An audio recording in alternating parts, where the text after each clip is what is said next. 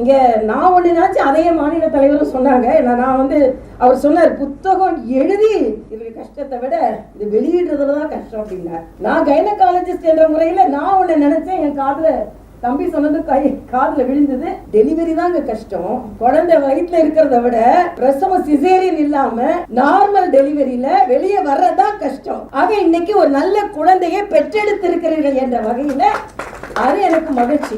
ஏன்னா புத்தகம் நிறைய எழுதணும். அமர் பிரசாத் போன்ற இளைஞர்கள் எல்லாம் இன்னும் நிறைய புத்தகங்கள் எழுதணும்.